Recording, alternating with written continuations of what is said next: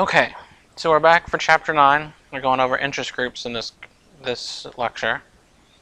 As I said in the last lecture, chapters 8 and 9 quizzes are due on Tuesday of next week, not Sunday. And then I have a couple of cases to go over, the corona outbreak as it is now, to keep you guys updated.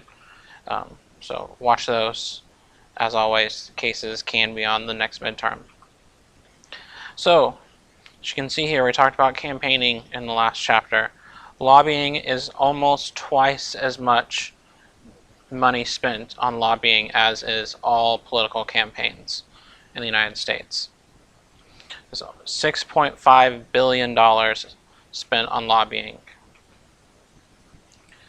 So, the key difference between an interest group and a political party is interest groups aren't running candidates with that label.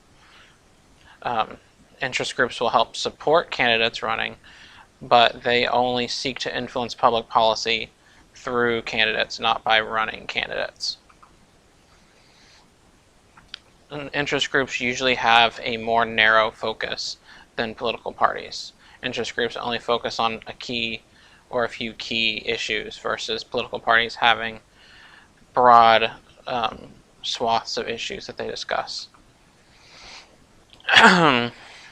Federalism, to a degree, helps interest groups in the United States. They have to lobby at all stages of federalism as well to get everything issued, which means they have more money at their disposal because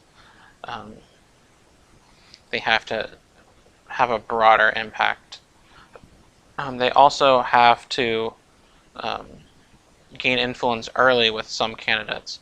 So it's helpful you start grooming a candidate who's running for mayor, who then runs for Senate, who then runs for president.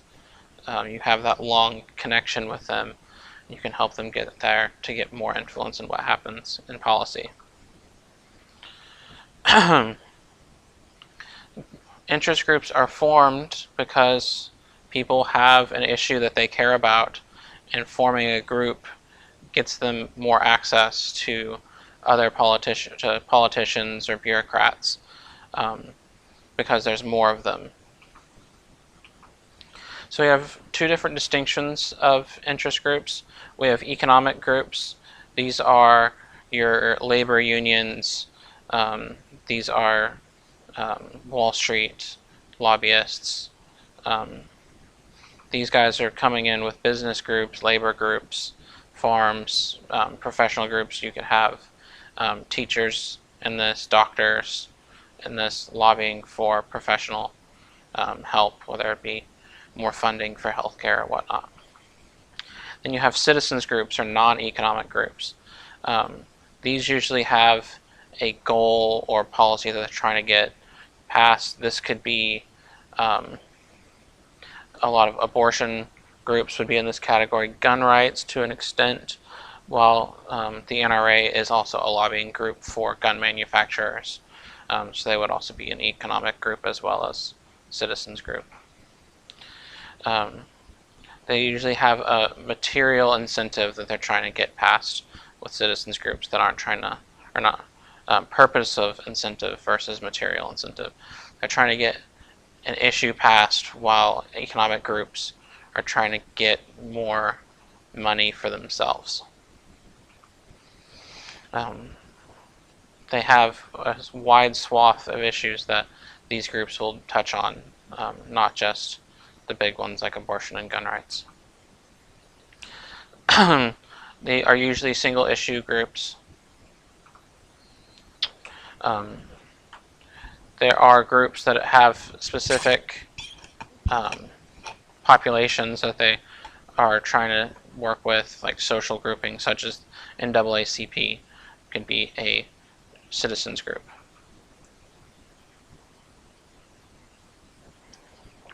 Then you have ideological groups like abortion and gun rights. So, no real surprise with this slide. You can see that there are ideological differences in interest groups, and those ideological differences impact how much they give to different party candidates. Pro-life organizations are going to focus on Republicans because Republicans are pro-life. The same with gun rights. The opposite is true with climate change organizations or women's issues. Those are more Democratic issues, so they're going to give it more money to Democrats.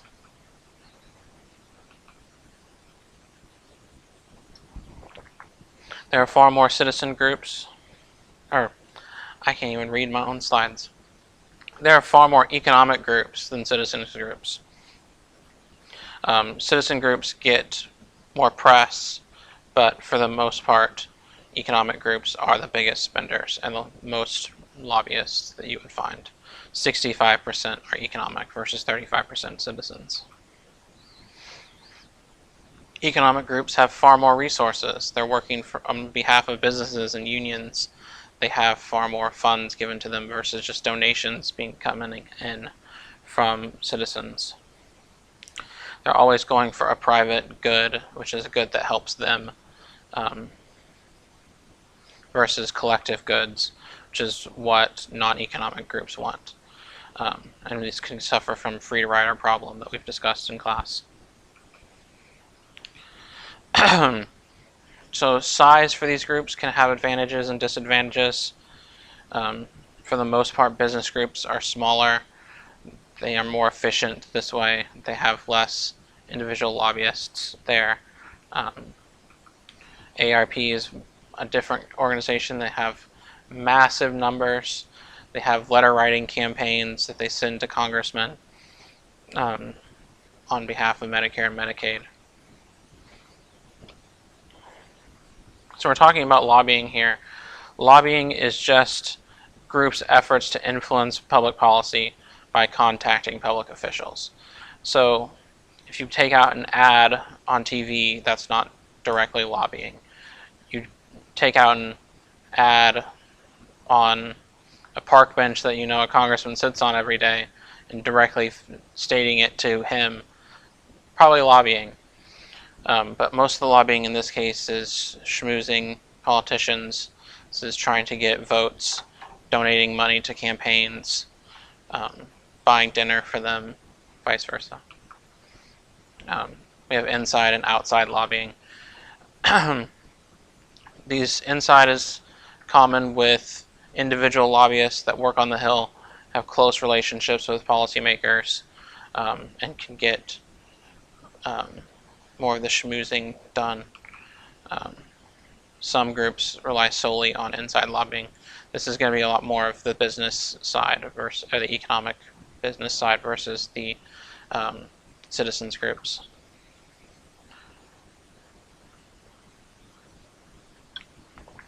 These guys are usually there to remind Congress people about important constituencies that they already have and know about.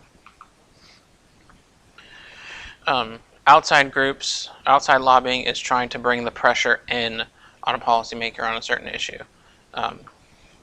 This is where you can see grassroots lobbying, where you're seeing tons of letters being sent in by individuals calling Congress people. So a lot of election activity in this one, going and knocking on doors on behalf of a congressman as a lobbyist.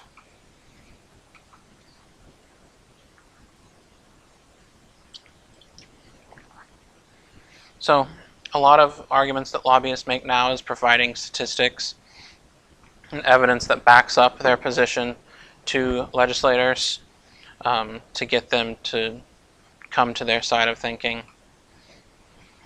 And lobbyists are heavily informed on their own issues as well.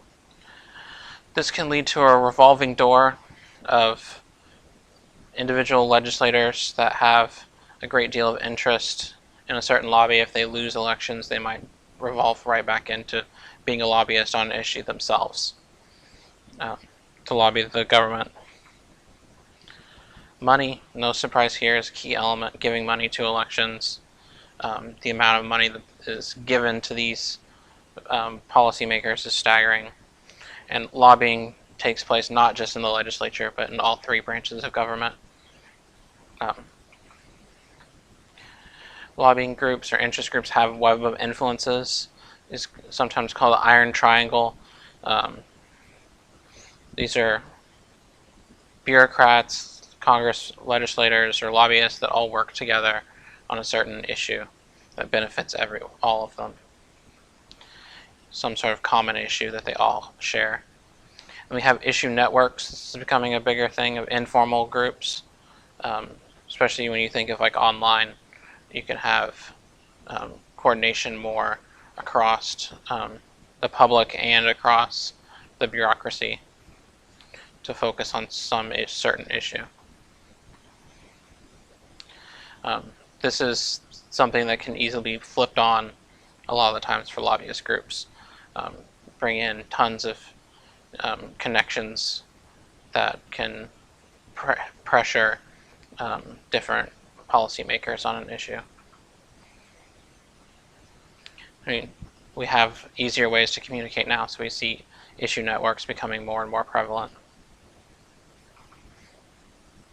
So we talked about letter writing campaigns, public demonstrations. AARP really loves their letter writing. Public demonstrations are another big way of getting your voice out there. A lot of the times they can be televised. I think like the March on Washington was a big public demonstration. Climate change marches, the Women's March, those are all public demonstrations that have an organization behind them. PACs can also be impacted by lobbying. This is money being donated into the PAC that can help contribute to campaigns. Contributions are still limited with PACs, and these are still business-related ones. A business will create its own PAC to donate to political campaigns. No surprise they give to incumbents. Incumbents are more likely to win, so you don't want to waste your money on someone who's not going to win. We also have super PACs. These came about because of Citizens United versus the FEC case for the most part. This allowed to create organizations that didn't really have to be related to a business that can spend infinite amount of money on behalf of a candidate as long as they have no coordination with that PAC. They have unrestricted fundraising.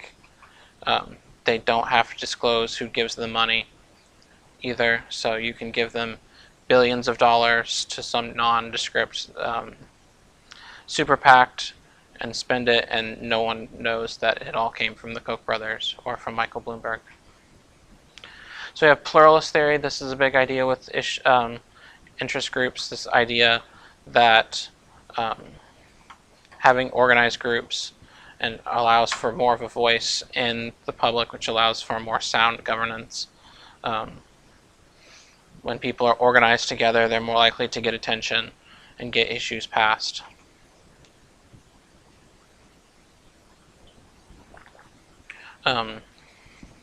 Problem with this is a lot of interest groups don't reflect the social desires of the majority. It can be inflated by more money and more vocal opposition.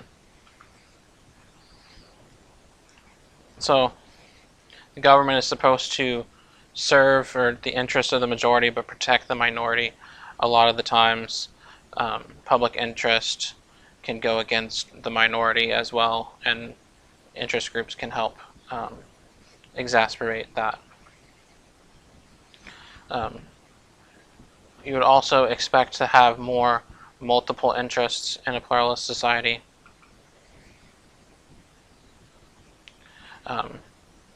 And for the most part, when you talk about political parties, they stay away from the more controversial issues. That's where a lot of interest groups and political action committees can find their niche. As an interest group gets bigger, they sometimes expand the issues that they cover or address as well. So public interest gets outshadowed a lot of times when you have massive interest groups and pluralism. So the public interest could get overshadowed by the minority under pluralism. Lobbying does not necessarily mean that's what the majority wants. And no surprise here, there's not equal representation in interest groups. Interest groups need money. Rich people fund interest groups, so they have more sway. And these special interests get more impact in lawmaking because of this money, and makes issues that the minority cares about outshadow the majority. And each party has their favorite issue groups, biggest of which the NRA for the Republicans, and then AARP and other like medical related ones are for the Democrats. And the more money that these interest groups have, the more sway they have.